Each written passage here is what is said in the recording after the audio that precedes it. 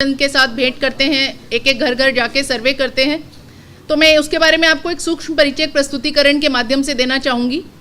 अजय, मेरा अनुरोध है कि आप प्रेजेंटेशन स्टार्ट करें। Next slide. पीछे अजय, तुम्हें पीछे होना है।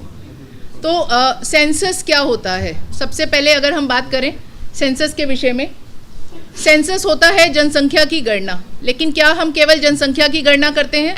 और सेंसस बाकी सर्वे से डिफरेंट कैसे होता है? जब भी हम जनसंख्या की बात करते हैं, हम किसी एक समय के बिंदु पर जनसंख्या की बात करते हैं।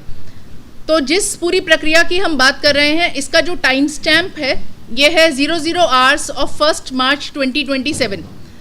1 मार्च 2027 के रात के 12 बजे जिस जनसंख्या 2027 की हम बात कर रहे हैं, उसका जो टाइम स्टैम्प होगा, जब हम बताएंगे कि भारत की जनसंख्या इतनी है, वो होगी 1 मार्च 2027 को रात को 12 बजे। दूसरी जो सबसे इम्पॉर्टेंट चीज़ है कि जनगणना का नागरिकता, निवासीगण, बहुत सारे कॉन्सेप्ट से लूजली रिलेटेड है। जनसंख्या का मतलब है यदि आप सामान्य रूप से किसी जगह पर निवास कर रहे हैं तो आप वहाँ की पॉपुलेशन का पार्ट हैं और आपकी गणना की जाएगी। जब तक कि आप डिप्लोमेटिक इम्यूनिटी ना हो, आप किसी और देश के नागरिक ना हो, you will be part of the population.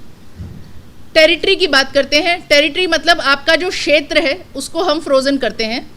31/12/2025 को पूरे भारत की सभी एडमिनिस्ट्रेटिव बाउंड्री, सभी प्रशासनिक जितनी भी हमारी बाउंड्रीज हैं, उनको फ्रीज कर दिया गया है।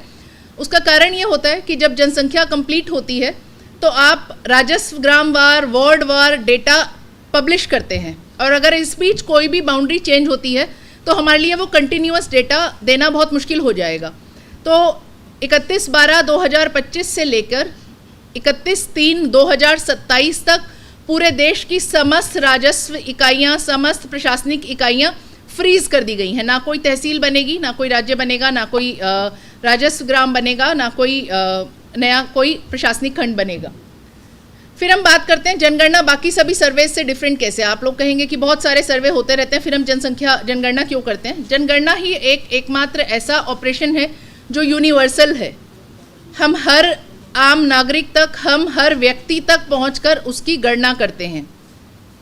इस बार और हमेशा से भारत में जनगणना के और भी आयाम है। हम लोग घरों की गणना करते हैं और घर की परिसंपत्तियों के बारे में बात करते हैं। जब हम फेज़ 2 में जाएंगे, जो फरवरी में होगा, जिसके बारे में हम अभी आपको बताएंगे, तो हम बहुत सारे इंडिविजुअल कैरेक्टरिस्टिक्स, जो व्यक्तिगत आपकी विशेषताएं हैं, for example fertility data, literacy data, आप क्या कार्य कर रहे हैं, उसके बारे में भी बात करते हैं। इस बार फेज़ 2 में, क्योंकि फेज़ 2 होता है जिसमें हम इंडिविजुअल लेवल पे डेटा कलेक्ट करते हैं, इस बार कास्ट एन्यूमरेशन भी किया जाएगा, जातिगत जनगणना भी की जाएगी। जनसंख्या एक यूनियन सब्जेक्ट है हमारे संविधान के अनुसार। तो जनगणना कराने का दायित्व केवल जनगणना कराने का दायित्व केवल यूनियन गवर्नमेंट का है। जो जनगणना जिसको हम कहते हैं, जिसको हम सेंसस कहते हैं, वो केवल गवर्नमेंट ऑफ इंडिया डिक्लेयर करती है, और इसके पूरे कार्य को जो हम इम्प्लीमेंट करते हैं वो हम स्टेट अथॉरिटीज़ के माध्यम से करते हैं। ये पूरा कार्य सेंसस एक्ट 1948 और सेंसस रूल्स 1990 के तहत किया जाता है। जितने भी अपॉइंटमेंट्स किए जाते हैं, जितना भी कार्य किया जाता है, वो इस एक्ट और रूल से गवर्नड है। Next slide.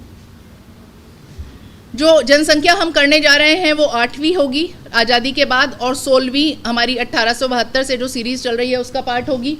जैसा मैंने आपको बताया कि जनगणना ही एक ऐसा सूत्र है जिसके माध्यम से हमें राजस्व, ग्रामवार, वार्डवार डेटा मिलता है बहुत सारी चीज़ों पे, जिस पे हमने बात की कि हाउसिंग कंडीशन कैसी है, आपकी सोशल स्टेटस कैसा है, आपके इंडिविजुअल लिटरेसी लेवल्स कैसे हैं, फर्टिलिटी लेवल्स कैसे हैं, ऑक्यूपेशनल स्ट्रक्चर कैसा है, ये सब भी हम लोग बात करते हैं। Next slide please. मैं बताना चाहूँगी कि हम जनगणना कराते कैसे हैं, कौन कराता है जनगणना कैसे। तो सबसे पहले हम अपनी बाउंड्रीज़ को डिफाइन करते हैं कि किस जगह पर हम जनगणना कराने जा रहे हैं। तो हम अपनी बाउंड्रीज़ का हम स्टेट, रेवेन्यू विलेज, पूरे के पूरे भारत की सभी इकाइयों का पहले हम उनको फ्रीज करते हैं। उसके बाद पॉपुलेशन हम किसको मानेंगे? जो भी जहाँ सामान्यतः निवासरत हो, जो जहाँ पर रह रहा है उसको वहीं पर गणना की जाएगी। ये क्वेश्चन अक्सर आता है कि हमारा बेटा तो शहर में नौकरी करता है और वो शहर में ही रहता है अपने परिवार के साथ, तो उसकी जो गणना है वो शहर में की जाएगी, केवल माता पिता की गणना ऐसी स्थिति में गांव में होगी। क्वेश्चंस एंड मेथोडोलॉजी, मैं बताना चाहूँगी कि जो जनगणना के प्रश्न होते हैं इसके लिए एक टेक्निकल एडवाइजरी कमेटी भारत सरकार में शीर्ष स्तर पे बनाई जाती है। सभी क्वेश्चंस पर बहुत विचार करके इन क्वेश्चंस को डिज़ाइन किया जाता है और उससे बहुत सारे हमारे सोशल इंडिकेटर्स पे काम होता है, बहुत सारे इकोनॉमिक इंडिकेटर्स पे काम होता है। सबसे बड़ा चुनौती जो किसी भी राज्य के सामने होती है वो क्या होती है? सबसे बड़ी चुनौती होती है कि आपके संसाधन जो जनगणना को कराएंगे। सबसे पहले संसाधन हम कैसे आवंटित करेंगे? जनगणना में एक बेसिक कॉन्सेप्ट होता है चार्ज। जिस तरीके से हम राजस्व में बात करते हैं तहसील की, अलग अलग जगह अलग अलग इकाइयों की, जनगणना में हमारा जो बेसिक कॉन्सेप्ट होता है वो है चार्ज। हमारे रूरल क्षेत्रों में, ग्रामीण क्षेत्रों में चार्ज हमारी तहसील होती है और नगरीय क्षेत्रों में चार्ज हमारी जो भी नगरीय निकाय होता है वो होता है। बहुत बड़े बड़े नगर निगमों में क्योंकि बहुत बड़ा क्षेत्र होता है तो हम जोन को एक चार्ज मानते हैं। जो नगर निगम की जोन होती है वो एक चार्ज बनती है। जैसे लखनऊ नगर निगम में 8 जोन है तो 8 चार्ज हैं लखनऊ नगर निगम में। इसके अतिरिक्त लखनऊ में आने वाला प्रत्येक नगर निकाय एक चार्ज है, लखनऊ में आने वाली प्रत्येक तहसील एक चार्ज है। तो चार्ज का एक कॉन्सेप्ट होता है। पहले हम लोग देखते हैं हमारे यहाँ कितने चार्ज बन रहे हैं, तो हमारे यहाँ कुल करीब 1200 के करीब चार्जेस हमारे प्रदेश में होंगे प्रथम चरण में। उसके बाद जनगणना कराएगा कौन? तो हमें कार्मिकों की उपलब्धता देखनी होती है और उत्तर प्रदेश में क्योंकि बहुत ही व्यापक स्तर पे हमें ये ऑपरेशंस हाउस टू हाउस करने होते हैं तो करीब 5.5 लाख कार्मिक हम लोग ड्रॉ करते हैं अलग अलग डिपार्टमेंट से, अलग अलग बॉडीज से। और ये सिर्फ जनगणना एक्ट की इस प्रकार की संरचना है कि आवश्यकता पड़ने पर किसी भी व्यक्ति को जनगणना की ड्यूटी दी जा सकती है, किसी भी इस्टेब्लिशमेंट के ओनर को जनगणना की ड्यूटी दी जा सकती है। तो हम लोग किसी प्रकार से हम लोग कार्मिकों की उपलब्धता सुनिश्चित करते हैं क्योंकि 30 दिन का एक प्रक्रिया होती है। और फिर इन सभी कार्मिकों को ट्रेन करना कि किस प्रकार से प्रश्न पूछना है, कि किस प्रकार से आपको प्रत्येक घर से जाकर उस जवाब को प्राप्त करना है। ये जो इस प्रकार से स्केड्यूल बनते हैं वो हम लोग 2 फेज़ में जनगणना हमेशा से भारत में कराई जाती है। पहला फेज़ होगा जिसको हम कहते हैं मकान सूचीकरण और मकानों की गणना, जो वर्तमान में 2026 में होगा और हर प्रदेश इसके लिए 30 दिन का एक समय निर्धारित करता है। हमारे प्रदेश द्वारा 22 मई से 20 जून तक का समय निर्धारित किया गया है प्रथम फेज़ के लिए। सेकेंड फेज़ मैं बताना चाहूँगी, प्रथम फेज़ हाउस होल्ड लेवल गणना करता है, मतलब कि गृह स्तर पर हम गृह में कितने लोग रह रहे हैं, उनकी क्या क्या इंडिविजुअल कैरेक्टरिस्टिक्स हैं, वो हम फेज़ 1 में नहीं कवर करते हैं। वो फेज़ 2 में आता है कि प्रत्येक व्यक्ति की individual characteristics, religion, caste, literacy, ये सभी क्वेश्चन जब हम इंडिविजुअल गणना करते हैं, जब हम व्यक्तिगत रूप से एक एक व्यक्ति की जनों की गणना करते हैं, वो फेज़ 2 होगा जो फरवरी 2027 में पूरे देश में एक साथ होगा। इसके बाद जब ये पूरी प्रक्रिया खत्म हो जाएगी तो हम अपना डेटा रिलीज़ करेंगे। जैसा मैंने बताया, डेटा की टाइम स्टैम्प होगी 00 आवर्स और 1 मार्च 2027। और फिर तमाम प्रकार के पब्लिकेशंस होते हैं जो कि जिस पर कि हमारे पूरे देश की प्लानिंग निर्भर करती है। Next slide please. ये हमारी जनगणना 2027 की समय सारणी है।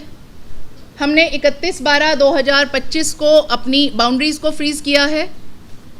प्रथम चरण जो होता है मकान सूचीकरण एवं मकानों की गणना, जिसको हम HLO फेज़ कहते हैं, house listing and housing census, उसमें 1 अप्रैल से 30 सितंबर के बीच अलग अलग राज्यों को कोई सा भी 30 दिन का पीरियड चयन करने का अपना दायित्व होता है कि वो कोई सा भी 30 दिन का समय ले सकते हैं।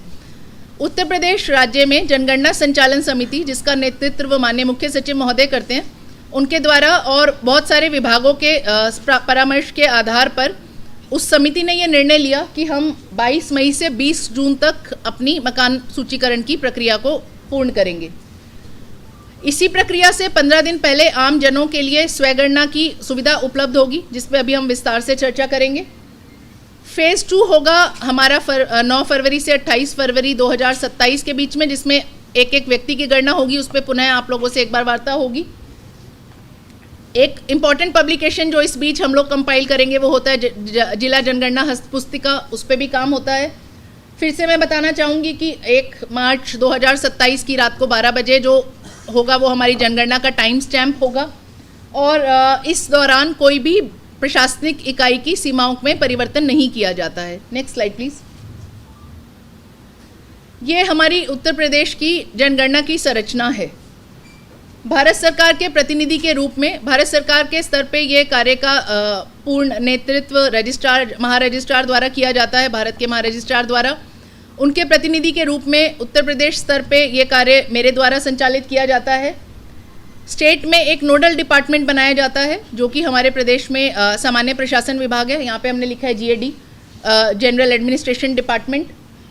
प्रत्येक मंडल पे कमिश्नर, उसके बाद DM, ADM को हम लोग जिला जनगणना अधिकारी कहते हैं। जिला जो DM होते हैं वो अपने अपने जनपदों के प्रधान जनगणना अधिकारी होते हैं। इसी प्रकार से जो कमिश्नर हैं अन्य नगर निगमों के, वो DM के साथ अपर प्रधान जनगणना अधिकारी के रूप में कार्यरत करते हैं।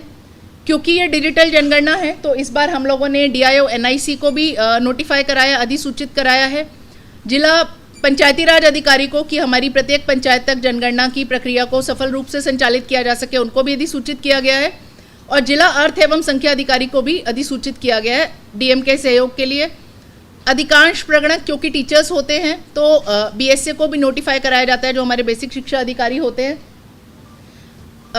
सब डिवीजन स्तर पे, तहसील स्तर पे SDM के नेतृत्व में चार्ज अधिकारी होते हैं, तहसीलदार और हमारे अधिशासी अधिकारी छोटी नगर निकायों के।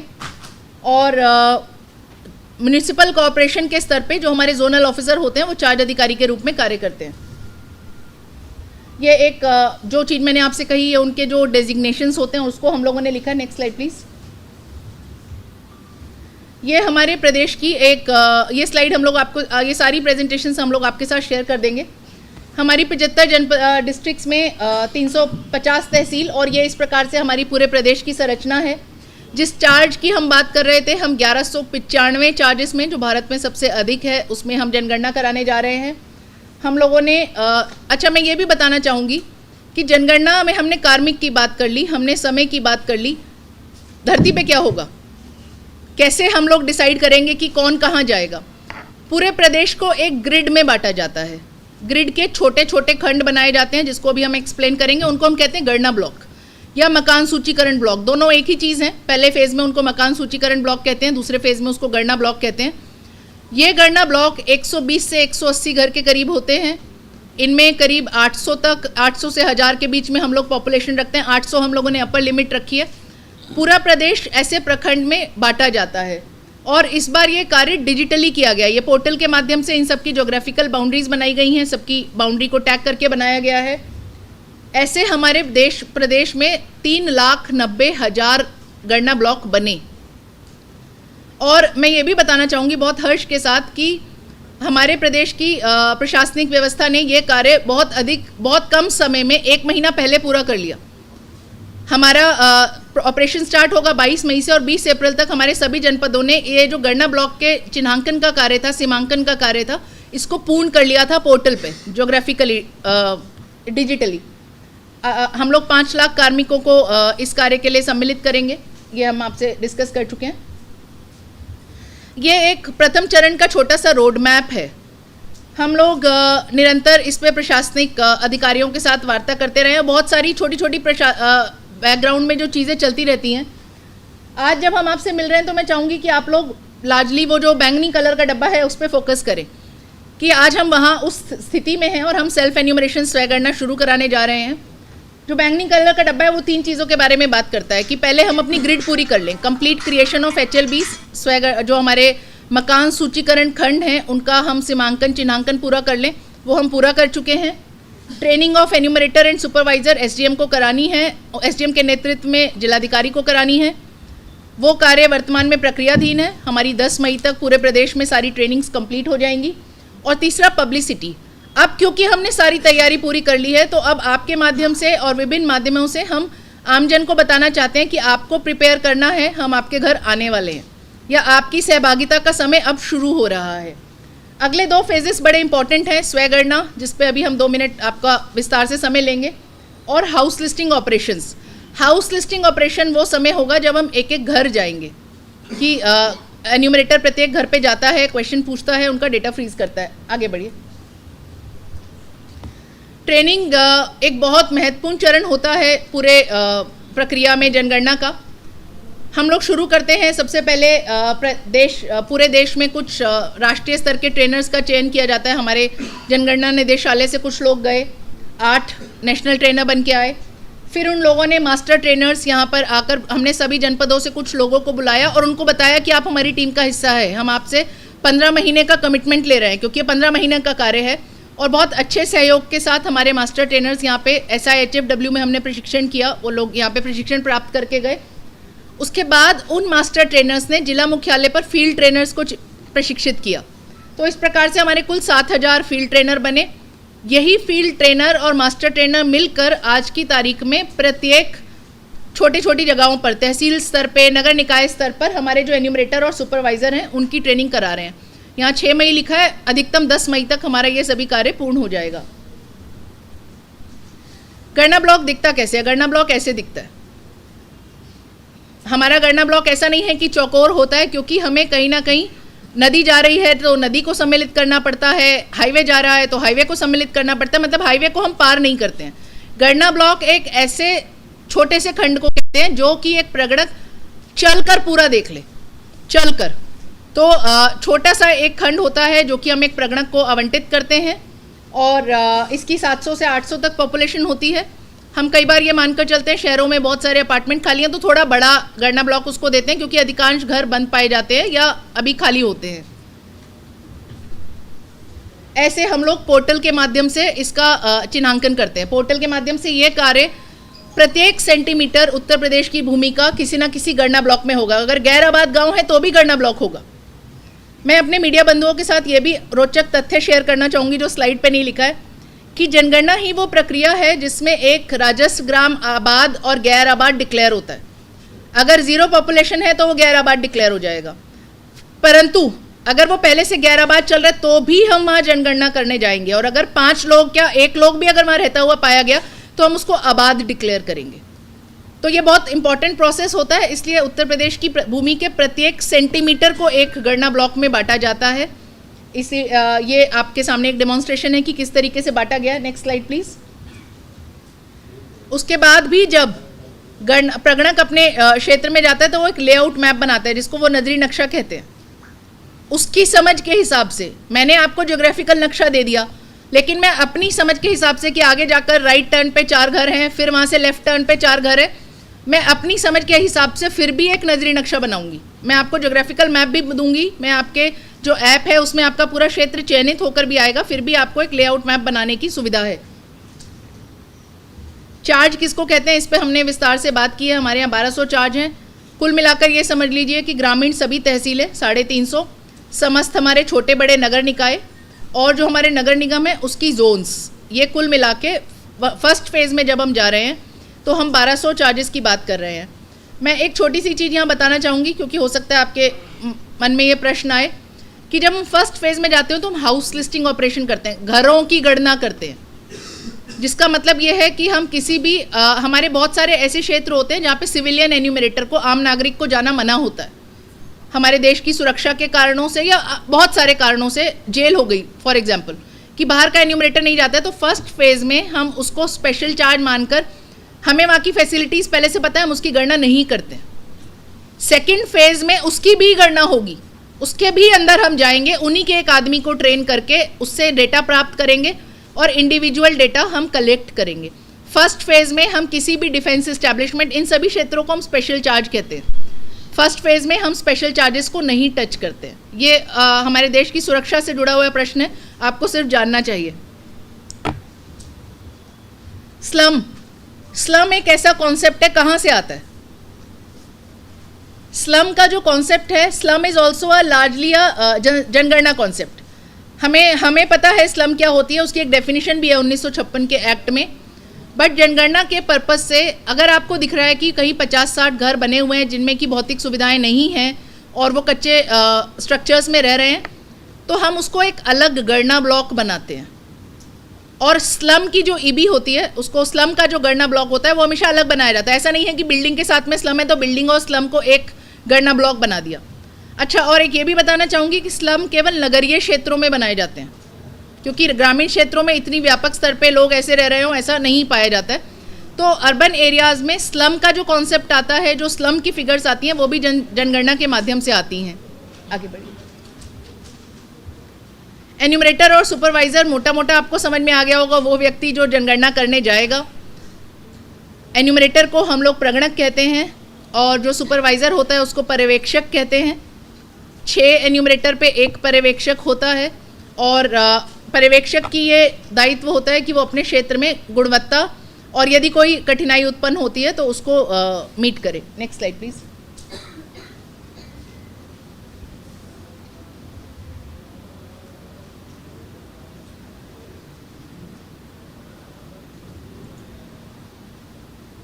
नेक्स्ट।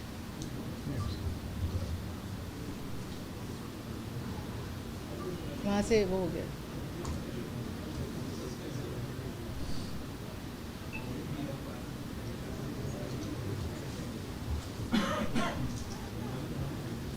एक बार बंद करके दोबारा स्टार्ट करेंगे। क्वेश्चन 1 मिनट का ब्रेक लेंगे, मेरे ख्याल से टेक्नोलॉजिकल हिकअप्स हैं। तब तक आप वीडियो प्ले कर सकते हो तो वीडियो प्ले कर दो।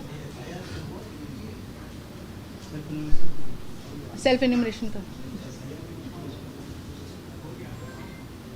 परिवार का मुखिया या कोई सदस्य पोर्टल पर जाकर अपने घर और सुविधाओं से जुड़ी जानकारी स्वयं कर सकता है। ध्यान रखें, एक मोबाइल नंबर से केवल एक ही घर का लॉगिन संभव है, जिसकी एंट्री परिवार के मुखिया की ओर से होगी। मुखिया का नाम बदला नहीं जा सकता। स्वगणना पोर्टल में एंट्री का तरीका। सबसे पहले पोर्टल खोलें, फिर अपना राज्य या केंद्र शासित प्रदेश भरें, फिर कैप्चा भरें। इसके बाद स्वागत स्क्रीन आगे के चरणों का मार्गदर्शन करेगी। परिवार की मुखिया जैसे यहाँ सुशीला देवी अपना नाम और मोबाइल नंबर दर्ज करती है। अपनी भाषा चुनें, फिर OTP से सत्यापन होता है। पूरी प्रक्रिया सुरक्षित और बहुत आसान है। जिला और नजदीकी स्थान से यानी लैंडमार्क चुनना जरूरी है। मैप पे मार्कर दिखाई देगा, वही अपने घर का स्थान चिन्हित करें। इसके बाद HLO प्रश्नावली का पृष्ठ खुल जाएगा। अधिकांश प्रश्न विकल्प आधारित होंगे, साथ ही लिखने के लिए फोनेटिक और वर्चुअल कीवर्ड होगा। FAQs और टूल टिप हर शंका का तुरंत समाधान करते हैं। यदि कोई प्रश्न अथवा जानकारी छूट जाए तो सिस्टम खुद आपको संकेत देता है। सभी विवरण भरे जाने के बाद चेक करें। इसके बाद ड्राफ्ट सही है, जरूरत हो तो संशोधन भी करें या अंतिम रूप से जमा करें। सबमिशन के बाद एच से जुड़ा 11 अंकों का SCID आपको दिखाई देगा। ये आपको SMS से भी मिलेगा। जब प्रगणक आपके घर आए तो ये SCID आप उनसे साझा करें।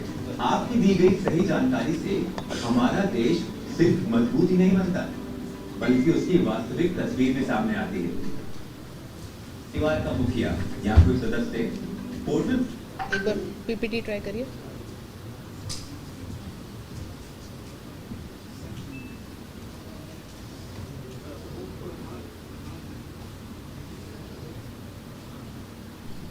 तो एक बार पुनः यहाँ पर आते हुए आप लोगों ने स्वयंगणना का प्रोसेस समझा। हमारी स्लाइड बीच में कोऑपरेट करना बंद हो गई थी।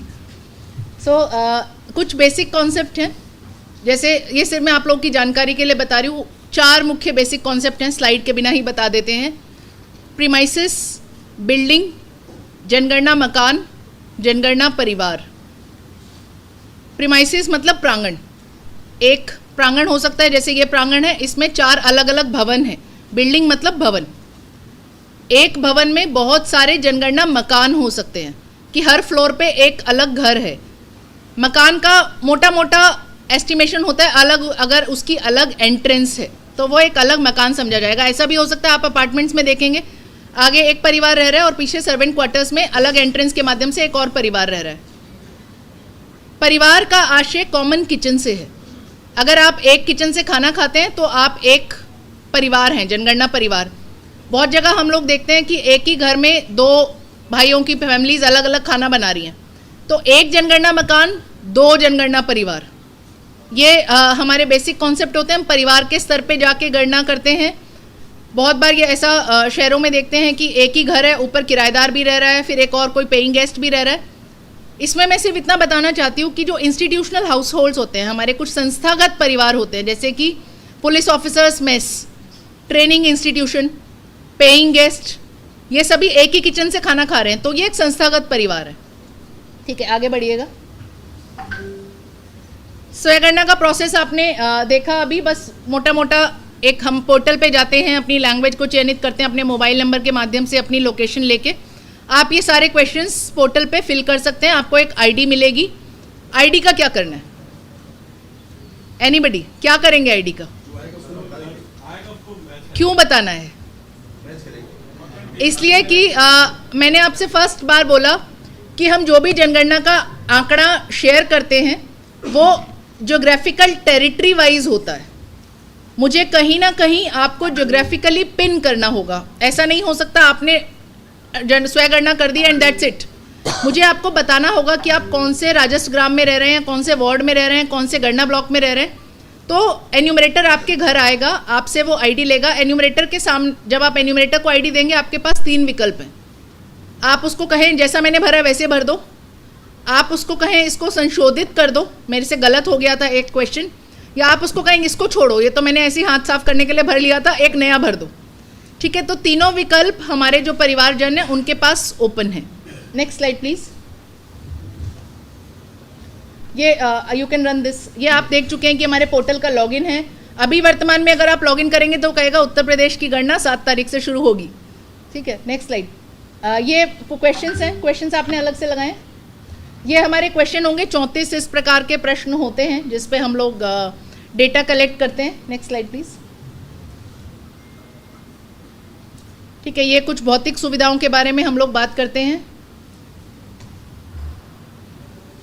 ये कुछ लीगल प्रोविजंस है, यू कैन स्किप दिस, किसी को पूछना होगा तो हम लोग दोबारा आ जाएंगे। एक बार बार क्योंकि हमारे अधिकांश प्रगणक टीचर्स होते हैं, हमारे सामने भी कोई विकल्प नहीं है, हमें भी कार्मिक इकट्ठे करने हैं और जनगणना करानी है। और मैं ये बताना चाहूँगी कि जो आरटी एक्ट है उसमें जो एक दशकीय पॉपुलेशन सेंसस होता है वो एक ऐसी ड्यूटी है जो टीचर को दी जा सकती है। और ये ऐसा नहीं है कि 30 दिन की फुल टाइम ड्यूटी है, ये एक एडिशनल ड्यूटी है जिसके लिए पेमेंट किया जाता है। टीचर्स को इसके लिए एक अच्छा हैंडसम मानदेय मिल रहा है, 25,000 ऑलमोस्ट, और उनकी जो ट्रेनिंग्स होती हैं वो भी पेड होती हैं। इसके अतिरिक्त आप ये समझिए 180 घर 30 दिन, एक दिन में कितने घर कवर करने हैं? 5 या 6, तो 1 घंटे का एडिशनल काम है। आप सबके माध्यम से मैं ये भी बताना चाहूँगी, हमें पता है पूरे देश में इस वक्त हीट वेव कंडीशंस हैं, ये सिर्फ उत्तर प्रदेश में नहीं पूरे देश में। हमने राजस्व विभाग से और अपने स्तर से भी ये अनुरोध किया है कि हमारे टीचर्स जो हैं उनके स्वास्थ्य की भी हमें चिंता है। वो अर्ली मॉर्निंग आवर्स में इस कार्य को कर सकते हैं या थोड़ा लेट इवनिंग आवर्स में कर सकते हैं, 4 बजे के बाद या सुबह 8 बजे से पहले जब थोड़ा ठंडा मौसम होता है उस समय पे भी कर सकते हैं। बहुत अधिक काम नहीं है ये। एक घर की गणना करने में हमारे टीचर को मैक्सिमम 10 मिनट्स लगते हैं, तो ये रोज 45 से 50 मिनट का काम है जो उसको करना है। Next slide please. हमारे 4 मुख्य डिजिटल टूल्स हैं क्योंकि डिजिटल जनगणना की बात हो रही है। सबसे पहला है एक पोर्टल जिसके माध्यम से सभी कार्मिकों की ड्यूटी लगाई गई है। इसको CMMS कहते हैं, census management and monitoring system. ये पूरा का पूरा ये सभी प्रशासनिक इकाइयों के पास है। हमारे सभी तहसील, सभी जिले, पूरे देश में सारे अर्बन लोकल बॉडीज़ इसको यूज़ कर रहे हैं। इसी के माध्यम से ड्यूटी लगती है, इसी के माध्यम से डेटाबेस बनता है, इसी के माध्यम से जिस ग्रिड की हमने बात की, जिस खंडों की हमने बात की, वो सारे डिज़ाइन किए गए हैं। जो HLB क्रिएटर यूटिलिटी है जो आपको रेड वाले बॉक्स में दिख रही है, वो CMMS पोर्टल का ही एक छोटा भाग है, क्योंकि एक तरफ हम ग्रिड बनाते हैं, दूसरी तरफ हम एक आदमी या एक प्रगणक का नाम लेते हैं और उस ग्रिड पे उस प्रगणक को अलॉट कर देते हैं। तीसरा है स्वयंगणना पोर्टल, जो हम सभी के लिए आम नागरिकों के रूप में कहीं ना कहीं हमें अपना अगर डेटा फिल करने की इच्छा है तो हम खुद कर सकते हैं। ये पब्लिक पोर्टल है और इसका कोई ऐप नहीं है, ये पोर्टल है, बट ये मोबाइल पे भी चल सकता है। और लास्ट है हमारा HLO ऐप। अभी हम क्योंकि फर्स्ट फेज़ में है तो हम उस पर केवल HLO पे बात कर रहे हैं। जब सेकेंड फेज़ में आएंगे तो पॉपुलेशन एन्यूमरेशन भी ऐप के माध्यम से होगा। कहने का मतलब यह है कि जो भी टीचर आपके घर आएगा वो आपका डेटा संग्रहण जो करेगा वो ऐप के माध्यम से करेगा। ये एक ऑफलाइन ऐप है, वो अपना डेटा स्टोर कर सकता है, जब भी उसको नेटवर्क मिले वो इसको सिंक कर सकता है। अगर 20 घर कर लिए हैं तो 20 घर का डेटा उड़ेगा नहीं, उसके फ़ोन में स्टोर रहेगा। जैसे ही उसको सिग्नल मिलेगा वो इसको हमारे सर्वर के साथ सिंक कर सकता है। और इसका ये मतलब नहीं है कि उसके पास कागज़ नहीं है, उसका जो ट्रेनिंग मैनुअल है उसमें उसको प्रिंटेड फॉर्मेट भी दिया गया है। अगर किसी टीचर को सुविधा चाहिए तो उसका जो ट्रेनिंग मैनुअल है उसमें हम लोगों ने पूरी की पूरी प्रश्नावली के प्रिंटेड फॉर्मेट भी दिए हैं। आगे बढ़िए। ये कौन कौन से ऐप को कैसे यूज़ करता है ये एक छोटा सा परिचय है। हम उसको पढ़ नहीं रहे हैं, बट ये सिर्फ आप लोगों को यदि यूज़ करना हो। Next slide. स्वयगणना कैसे करें इस पे हम लोगों ने आपको थोड़ा सा एक वीडियो दिखा दिया है। नेक्स्ट स्लाइड, आगे बढ़ो। स्वयगणना हम लोगों ने इस बार, क्योंकि बहुत बड़ा प्रदेश है और बहुत सारी इकाइयां हैं और हमें कहीं ना कहीं हर किसी को टारगेट करना है, क्योंकि बाद में शिकायत ये आती है उसने ठीक से रिकॉर्ड नहीं किया। तो हम ये चाहते हैं कि प्रत्येक व्यक्ति स्वयं अपनी गणना करे। तो हमने सभी डिस्ट्रिक्ट्स को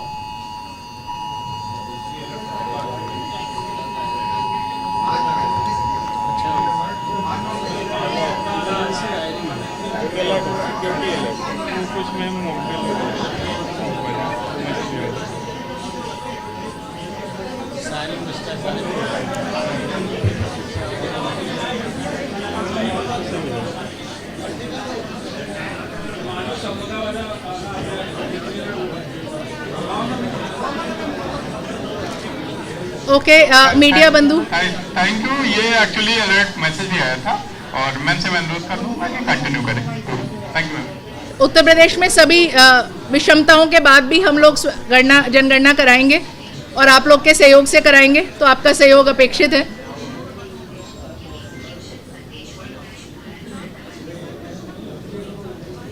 ठीक है, ओके, जस्ट 5 मिनट्स। ये हमारे थीमेटिक डेज हैं जिसपे हमने अलग अलग एरियाज़ को टारगेट करने के लिए डिस्ट्रिक्ट को दिया है, और ऐसे डिपार्टमेंट्स जहाँ पर बहुत बड़े बड़े बहुत सारे कार्मिक कार्य करते हैं। उद्देश्य ये है कि समस्त परिवारों को किसी न किसी एक डे के माध्यम से हम कवर कर सकें। हम लोग ये भी कोशिश कर रहे हैं कि पंचायत भवनों के माध्यम से, कॉमन सर्विस सेंटर के माध्यम से कोई व्यक्ति ये भी ना कहे कि मुझे मोबाइल चलाना नहीं आता था इसलिए मैं अपनी स्वयगणना नहीं कर पाया, वो भी सुविधा दी जा रही है। आगे बढ़िए। आपको एक छोटा सा फोटो रोल दिखाएंगे और उसके बाद I think we can take up questions. आगे बढ़ो, ये जनगणना 2027 में एक छोटा सा फोटो रोल है अभी तक की गतिविधियों का, प्लीज कैरी ऑन। ये हम लोगों ने स्टेट लेवल पे जो ट्रेनिंग्स की हैं, आगे बढ़ते जाओ। ये कुछ फोटोज हैं जो डिस्ट्रिक्ट्स ने हम लोग के साथ साझा की हैं। धीरे धीरे, next.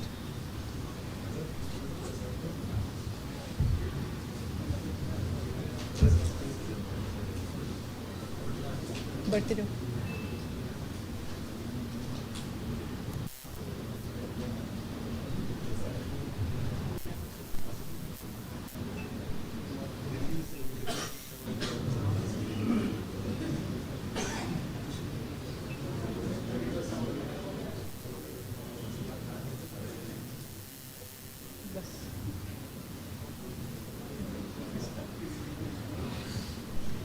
Thank you so much. Modulate करो, आप मॉड्यूलेट करोगे।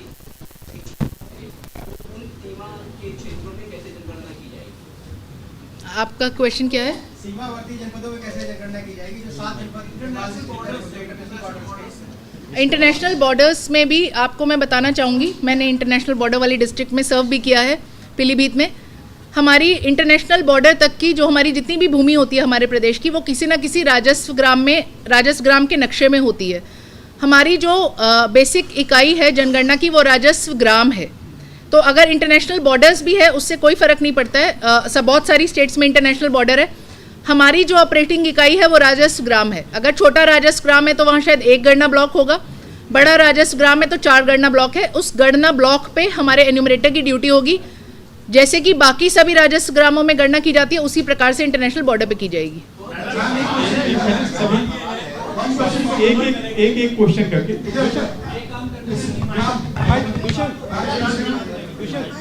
one question from my side. State का ये रूल है, मतलब स्टेट ये कहता है कि जो अडल्ट डिस्टिट्यूट है उसको वो रिहैबिलिटेशन देता नहीं, तो ऐसे लोग बाहर सड़कों पे पड़े रहते हैं।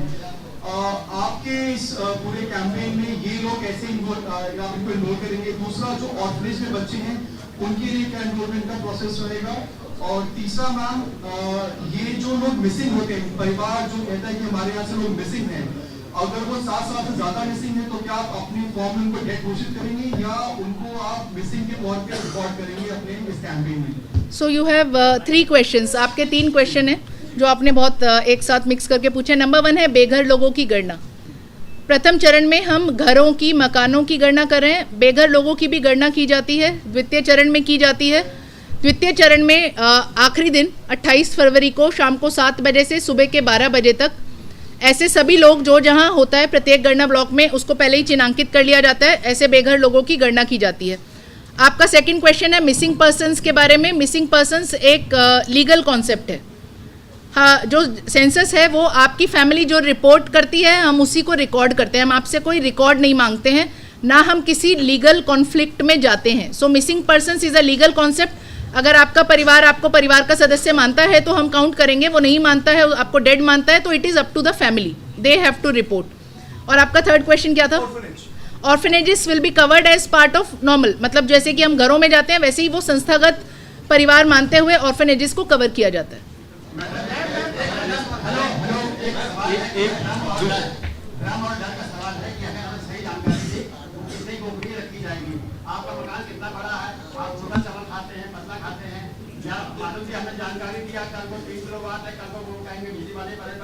एक चीज़ बताती हूँ, मैं आपका प्रश्न समझ गई हूँ।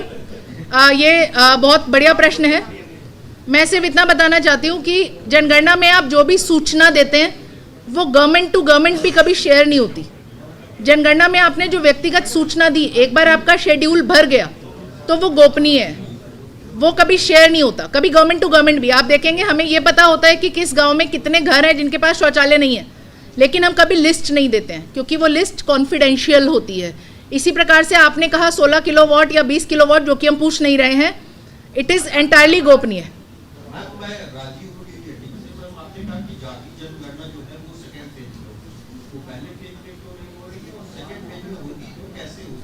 ओके, सेकेंड फेज में जब होगी तो हम आपको उसकी, जब नीति निर्धारण होगा आपको बताएंगे। फर्स्ट फेज में इसलिए जातिगत जनगणना नहीं की जाती है, आपने ध्यान दिया होगा, मैंने बताया। First phase is house hold level data collection. एक हाउस होल्ड में एक से अधिक जाति के भी लोग हो सकते हैं, एक से अधिक रिलीजन के भी लोग हो सकते हैं। First phase is a house hold level data collection. Second phase is individual level data collection. जब आप जातिगत जनगणना करते हैं वो आपके सेकेंड फेज में इंडिविजुअल लेवल डेटा कलेक्शन का पार्ट बनेगी, और उसकी जो भी रणनीति केंद्र सरकार द्वारा निर्धारित की जाएगी वो आप लोगों के साथ साझा की जाएगी। सवाल ये है कि आपके यहाँ, जैसा कि आपने बताया कि 5 लाख से अधिक कर्मियों की आवश्यकता है, तो क्या ये आपके पास अवसर नहीं था कि बेरोजगारी को दूर करने का? आप ऐसा नहीं काम कर सकते थे कि आप ऑप्शन देते लोगों को इसमें पार्टिसिपेट करने का?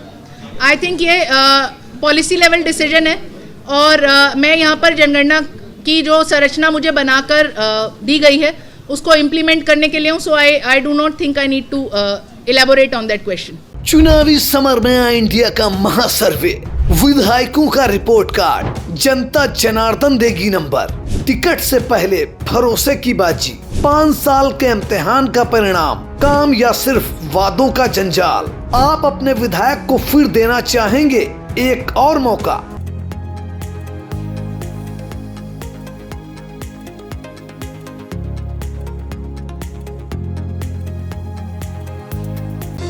Sagar School is a place where we ponder our kids with care and creativity. We provide students the room to explore their imaginations and enhance their education.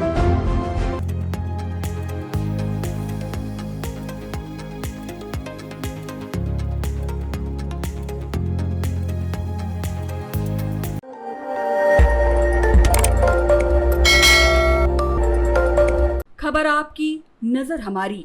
देखते रहिए आई इंडिया।